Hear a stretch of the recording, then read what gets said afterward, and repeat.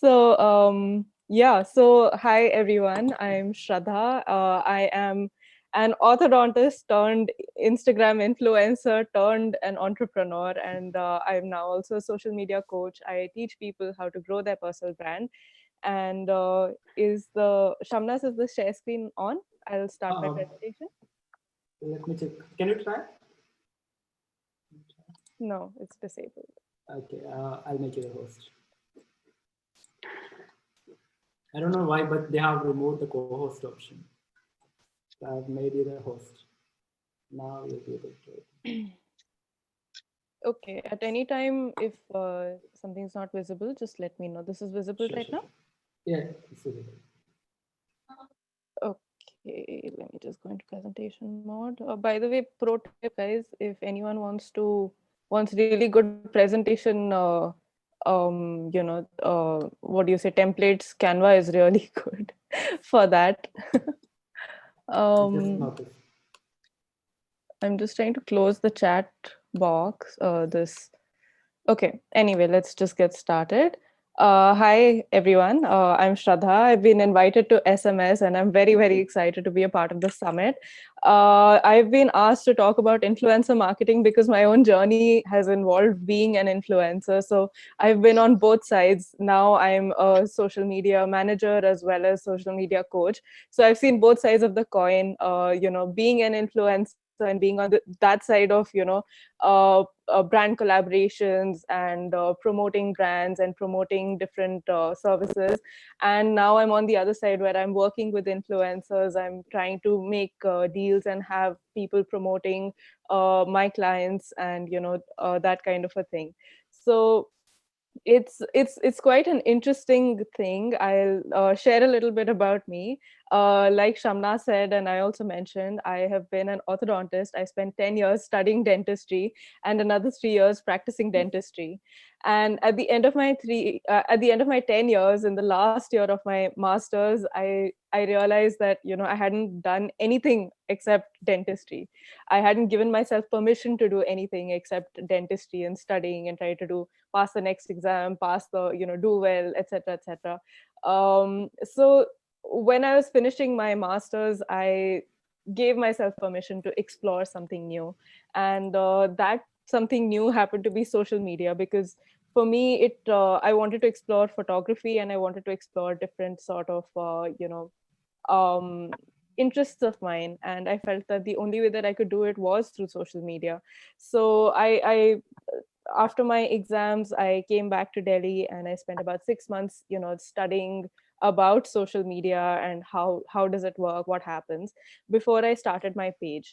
And my page I started in 2017, in summer, and within 6 months I had 6,000 followers, and I had my first big brand collaboration with Pantene Pro V. And that for me just blew my mind, because celebrities were promoting the new product that had come out, which was Lily Singh and Priyanka Chopra were the ones who were promoting it. And it just blew my mind that this is international brand, and they think that my 6,000 following is significant enough for me to be promoting the same product at the same time as Priyanka Chopra and Lily Singh. So it has been quite an amazing journey since then, because that's when I realized the power of social media, of an influencer. And yeah, 3 years down the line, this is where we are at. So this is my page. If any of you are on Instagram, then please follow me here. I am at the rate soda.pop.love. In the 3 years, I have managed to rather earn 34,000 followers. And about 3 months ago, I made the switch to, in my content, towards social media. So earlier, whereas it was more lifestyle based, now it has become more of like, it's more of social media, where I share various tips and tricks and trends, etc., etc. I have a little bit of fun also. I make fun of myself on social media and so other social media managers, and what we have to do as marketers to get results for our clients and things like that. So this is going to be what I'm going to be covering today. The introduction is already done, so don't worry, we won't be going more into that. But basically, I'm going to be helping to answer these following questions. Firstly, who is an influencer?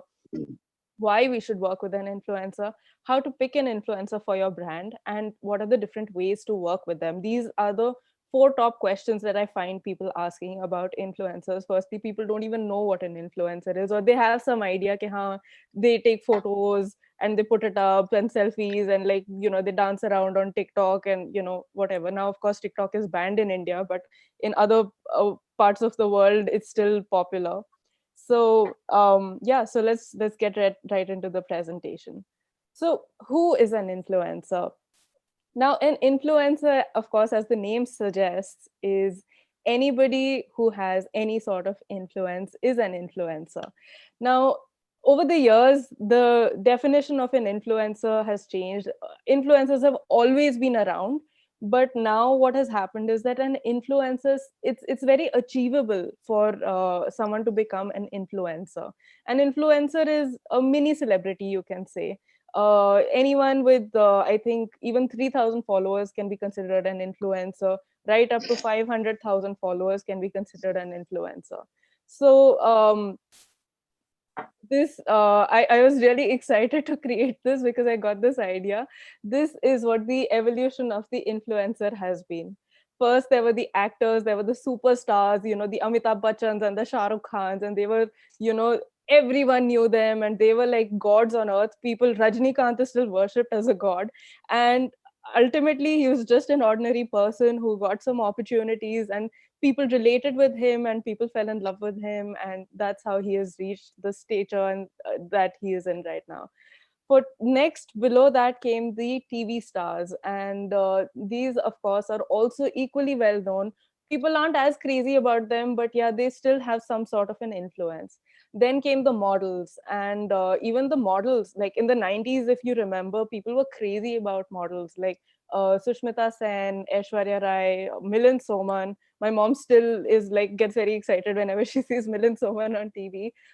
Then came the authors and the comedians. Now, the most achievable way to get celebrity status was to either to write a book or to become a comedian. Both, of course, required a lot of discipline and a lot of hard work, and but it was still doable. Like, there are a lot of bad books out there by people just because they wanted to go out and say that they've written a book, and it is an achievement. So yeah, full marks to them. And then came social media, and there arose the influencers. Now, influencers are basically people who have gotten popular on social media because of various things. They're ordinary people. All of these were ordinary people at some point, but influencers are especially ordinary because they still live the life that they were leading before they got the following that they got. And they basically, all they have done is share a bit of their lives, and people have related to it, and that is how they have gotten popular.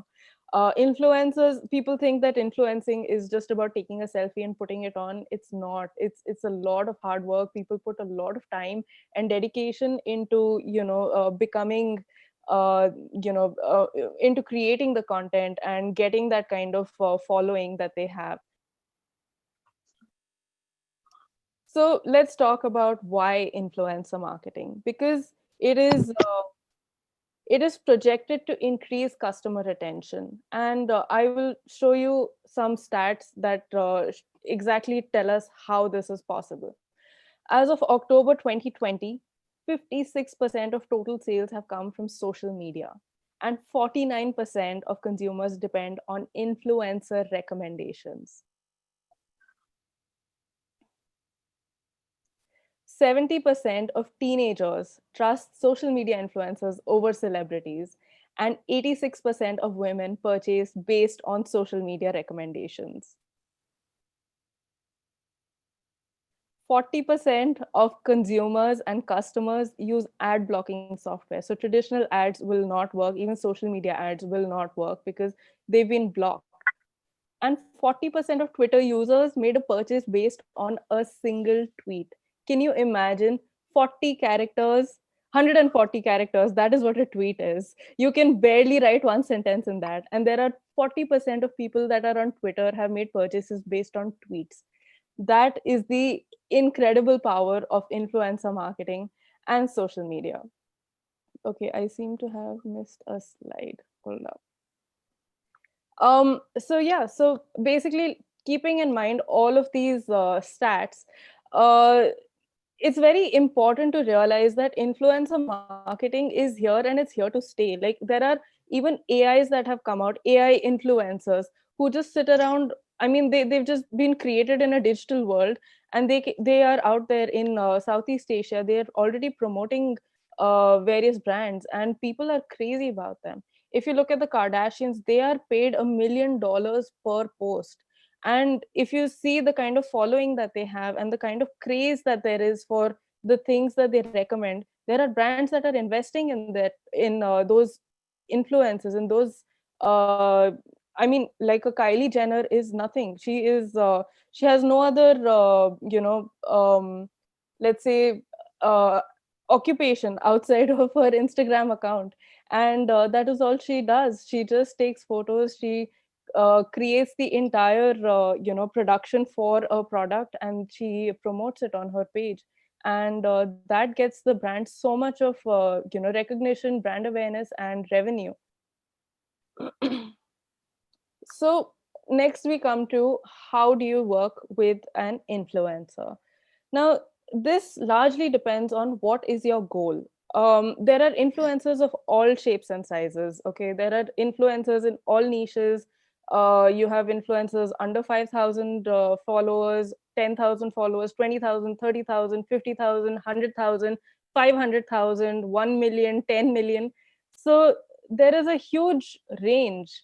But if you want to work with an influencer, each of these ranges has its own merits and demerits for working with them, and it's up to you to pick and choose the right influencer. It does take a little bit of work. You can't just decide one day ke, Arey, this influencer has 20,000 followers, so if I send them a product, they're going to get me 20,000 product sale. It doesn't work like that. Influencers, every influencer and every range of influencers has a certain type of influence, and the more you work the more you work with influencers, the more you'll start to understand how important it is to pick your influencer according to the goal that you have in mind. Sorry, so what are these goals? What can you use an influencer for? Firstly is content creation. A lot of influencers work really hard to get their photography skills to be perfect, and also like the production skills to be perfect. This is because a lot of influencers become influencers because they have certain aspirations, and they want to use the platform to project themselves in a certain way. So what they do is they really go very deep into the understanding of photography and trying to understand how to do a proper product, like a production type of, like a fashion production type of a photo shoot, or like a like a brand a shoot type of a feel that they should have for their piece of content. So that you can leverage your influencer to create content for you, something that will cost you probably 40-50,000 rupees for a single day of shooting your shooting your products by a professional photographer. You can instead leverage an influencer to to create that content for you, and it'll be at a much lesser, much lesser, and way more economical for you. The second thing that you can use your influencer for is for to create brand awareness.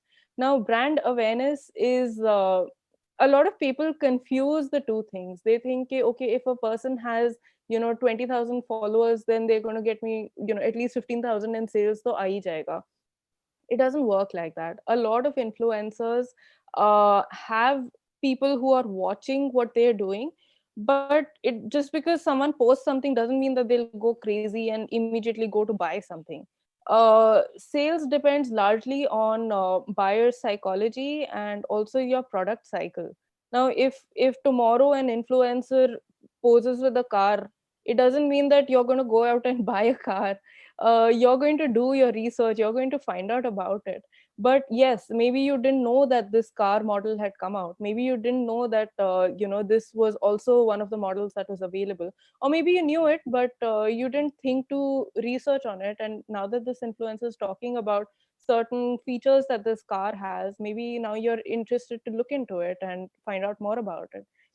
So it's very important to treat your influencers for with a certain, like there has to be a buffer. Like even if you put out ads, like you put out a newspaper ad, just because 1.7 billion people are subscribing to newspapers and they all see it, doesn't mean that all of them are going to run to the store to buy your product, right?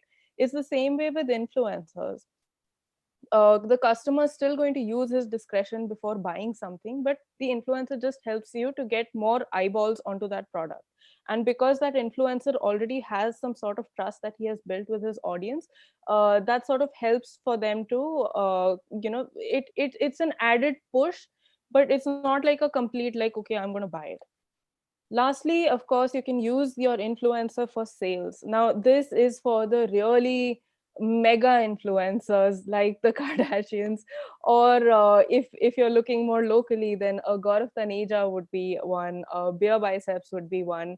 From the women, there are, Deepa Khosla is one for fashion and lifestyle. Ashna Shroff is another one. So these are people who have really, they have mega following. So even if 1% of their following converts, it's a huge number, and that will result in sales for you.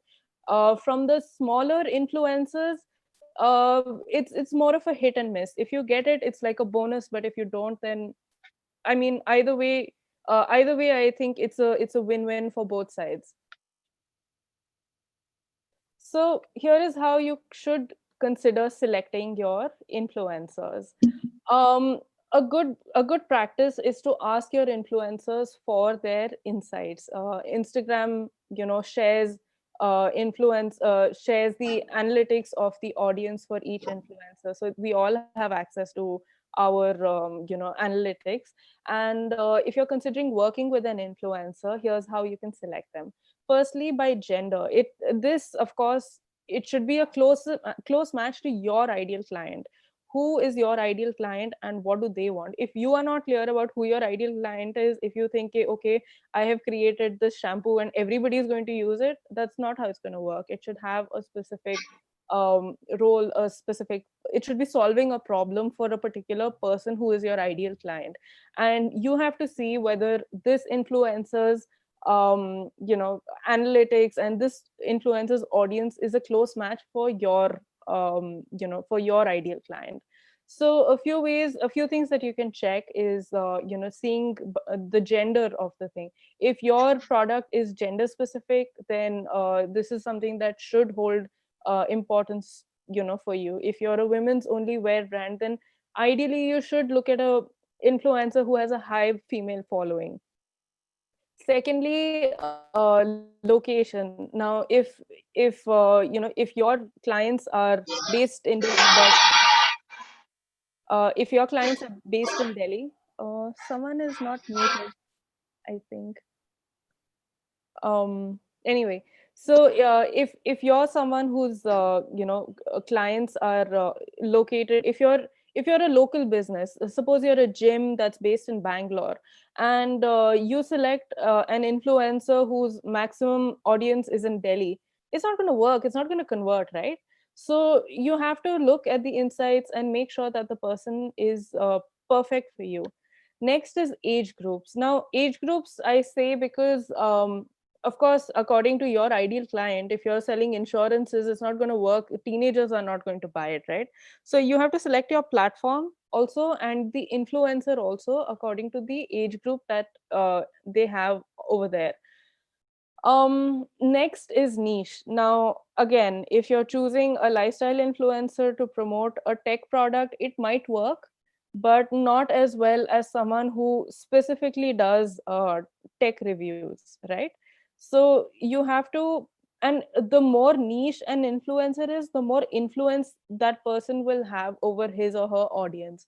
So this is something that you should consider. If it's a very, very niche um product that you have, then you will need a very, very niche sort of a influencer who only talks about one particular thing. Like suppose you have a shampoo for curly hair, then you need an influencer with curly hair. You can't like you can't work with an influencer who promotes every single thing, because then that conversion may or may not come.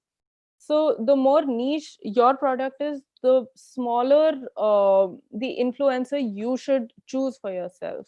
These type of influencers are known as micro influencers. So um, yeah. So now these 2 points, decreasing engagement versus click-through rate and increased reach versus decreased engagement. Now these are very technical points that social media marketers would probably understand. And if you've been through the Instagram analytics, it's probably easier to understand. But basically, if you have if the influencer has an increased reach and a decreased engagement, now what this means is that even though the person is posting something on social media, a lot of people are seeing it, okay, but maybe they're not liking the post. So if your goal with your collaboration with an influencer was to get brand awareness, then your focus should be that the reach should be good, because more and more unique reach basically means that how many unique number of people have seen a particular post. And if brand awareness is what your goal is, then you should be focusing on increased reach. On the other hand, if there's decreasing engagement versus a high click through rate, that means that the chances of sales are very good. So that just means that the number of people who have seen it, they have actually gone to the profile, clicked on the link that has taken them to your website, or they've clicked on the tag that they have put for your brand, and they have gone and seen what this brand is about. So the conversion rate, the likelihood for conversion is much higher, because then that shows that the audience, even though not that many people are there that have liked the thing, whoever has seen it, there has been enough curiosity generated for them to go and check out either your brand or your product, and for them to find out more about it. So there's increased interest. Okay. So, what are the ways that you can work with influencers? There are a couple of ways, and I think most of you would have heard of these. First, of course, is monetary. They each influencer has their own rates and pricing for a particular, for how they want to, how they want to work with the brand. So they'll share their rate cards with you, and you can just compensate them. You can have an agreement drawn out. That is very important, to have an agreement.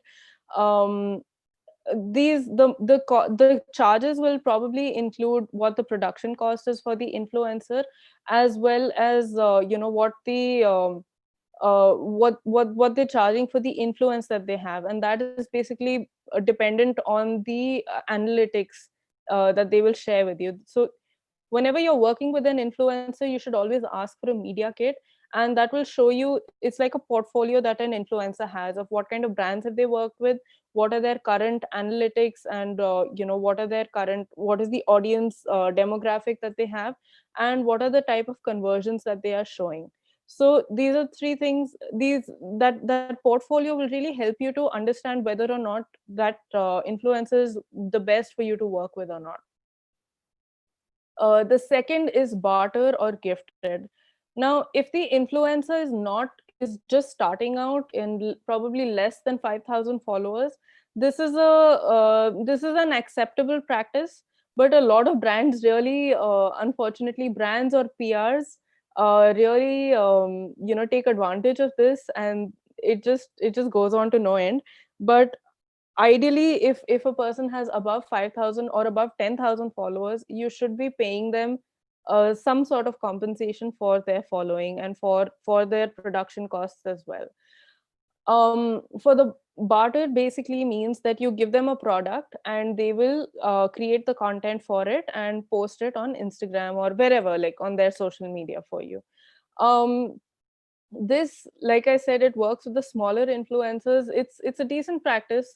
But the thing is, if you're just gifting them gifting them a product, if it's a bigger influencer, more than 10,000, and it's a gifted collaboration, then it's likely that they may or may not post about it, or they may do a review about it. And review can go either way. It can be like what they feel, they will post about it. So barter and gifted can be a little tricky, and I would recommend that if the influencer has more than 10,000, ideally it should be monetary. Next, you can do an affiliate model. Now, affiliate is really good because you can create a long-term relationship with your influencer, and you can have more people who are doing, who you can work with this way. Basically, you give them a discount code, and they promote it to their audiences, and whoever purchases from them, the influencer gets one part of the amount that the person has paid. And this again is a good practice because it takes the pressure off of the influencer also. They can promote it as and when they want, and they can talk about it in a more organic way rather than a more scripted way, or having to say, yes, this is a very good product. I mean, they can talk about it more organically, which again helps to build trust. And once you offer a discount code, their audience will also be inclined to at least find out more about the product and know more about it, and it generates interest for them as well.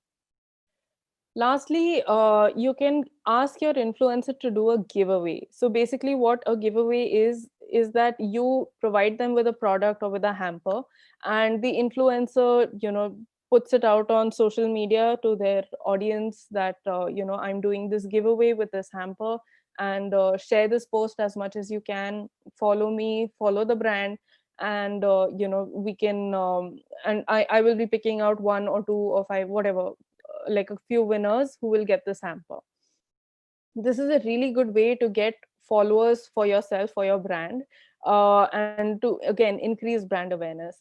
This it's again it's a good practice, but there are a lot of people on social media, unfortunately, who have created accounts just for the sake of entering giveaways. So this is again a little bit tricky. This is like once like this you find out from experience that people will come in floods, but then as soon as the giveaway is over, they'll also unfollow you. But yes, a percentage of that will remain.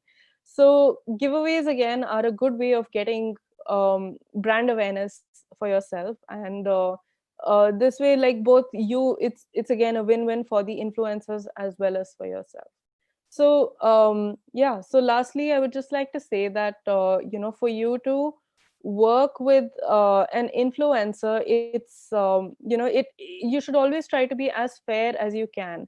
It should be a barter. It should be like a win-win situation for both, so that everyone is happy, and you can build a long-term relationship, so that as the influencer grows, you can keep working with them, and your brand will also grow, and more people will know about your brand. So this is where you can contact me in case you have any questions about social media or influencer marketing, and I will wrap up the presentation and open for any of your questions. Thank you, Shraddha. Thanks, Shamnaz. Very informative session on influencer marketing.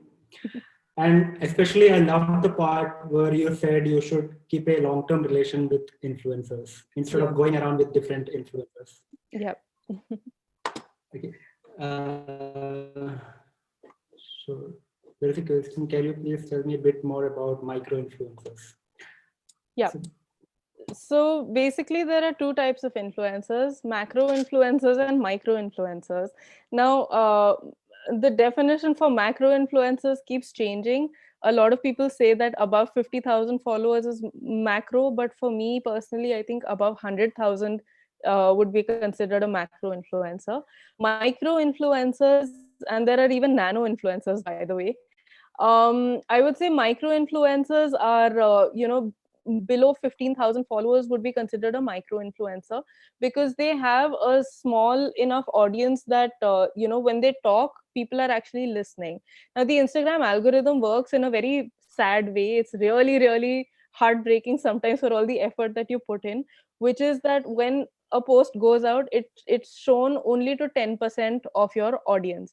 And if they react well to it, then another 10% will see it, then another 10% will see it. So how far and wide a post reaches depends on your, depends on how well your post does, and how, like how shareable the content is, or how, relatable the content is. So with a micro influencer, what happens is that 10% is actually ends up being quite a significant number for their audience. So and those people, because of 5,000, 10% would be 500. Yeah, 500. So which is a pretty big number. And all those people are likely to be online at that time. What happens sometimes, if like for someone who has 50,000 followers, and the post gets shown to 5,000 people, but all those 5,000 people won't be online, so they won't interact with that post. So that post doesn't get as far and wide of a reach. So working with micro influencers, I personally feel, is really good. Even if they don't have a lot of engagement, I think micro influencers are really good to work with for creating brand awareness as well as for content creation. I don't think brands realize how important content creation is, because the amount of money you are going to spend to do, photography and whatever for your product, this is a great way and economical way to get user generated content. Like, this is one way of getting, like, people who are, actually interested and know something about photography to create that kind of content for you. Hope that answers your question. Shada, I have a question regarding your experience. So, how did you get started into influencer marketing? How does a brand knows that you are having a proper audience? So now what happens is that there are PRs. So brands usually don't want to work with like, they don't want they don't want to be going out and looking for each influencer, interacting with them, looking through their analytics, finding out if their audience is ideal to theirs. So what they do is they outsource to a PR. And a PR all the time is constantly looking and skimming for influencers.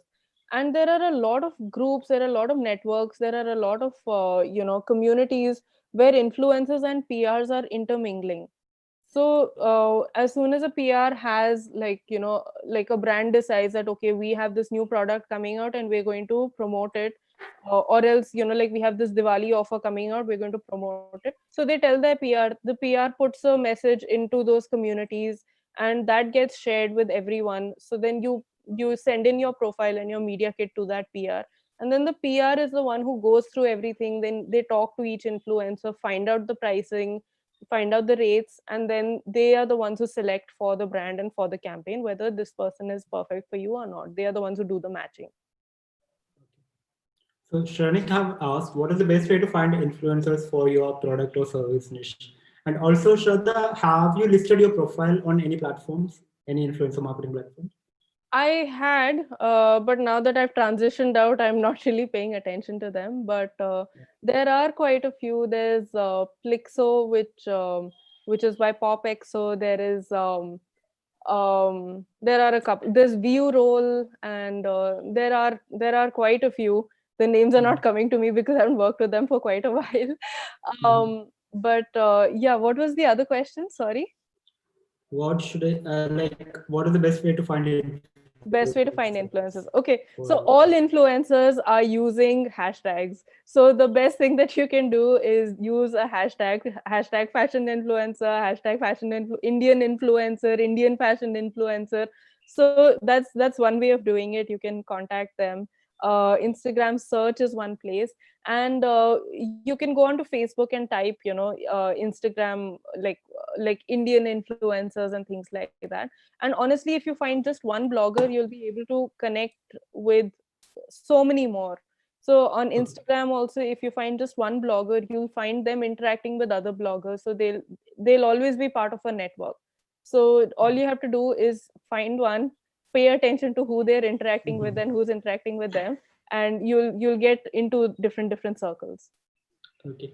So Deepthi have asked, what should a media kit or pitch entail for a micro or nano influencer?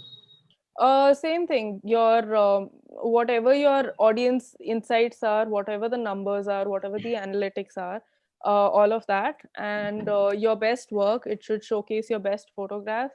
Any kind of brand collaboration that you've had. If you haven't had, then any kind of content that you have created for a brand. For a brand, meaning that you have created it on your own and you've tagged the brand.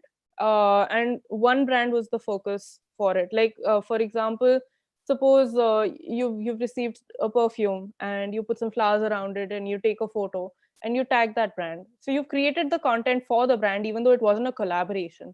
So you can showcase things like that. Okay, Shamna seems to have a call, so let me look at the questions.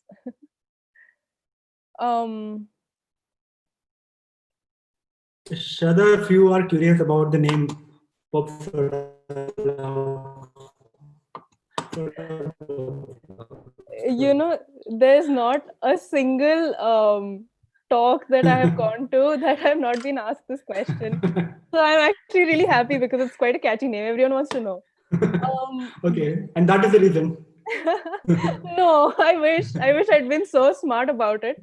But basically, what happened was, like I mentioned, I was an orthodontist, and it was at the end of it was at the beginning of my orthodontic career that I started influencing, and I started my Instagram page. So for me, I wanted to hide away from the orthodontic community and the doctors community because I just wanted to explore this on my own, and I didn't want to be judged and things like that. And I really liked the name Soda Pop, which of course wasn't available on Instagram. So after racking my brains a lot, I came up with Soda Pop Love. Okay, got it. So Aftab, will you please share your portfolio? Sure. Sure. Aftab, I'll email all the participants about the recordings and presentations. Yeah. Aftab, you can send me an email or you can get in touch with me on Instagram and I'll be happy to chat with you. I do coach, Deepthi. I do coach, and I also manage accounts. Right now, I'm working mostly with US and Canada accounts for managing, but I'm coaching all over the world. So yeah, if you have any questions or you're interested in getting coached, please send me a DM or an email, and I'll be happy to connect with you. So, guys, I think that's it, right? Shradha, anything more? So Shubham has asked one more question. Targeted ads on social media or on influencer marketing, which one? So different like it largely depends on the product as well as whether it's a B2B product or B2C. If it's B2B, of course ads would work better, but if it's B2C, then influencer marketing is likely to work better. I would say both have its own time and space, but yes, like the that report, social media report suggested, 40% of people have ads blocked. So what are you going to do about it?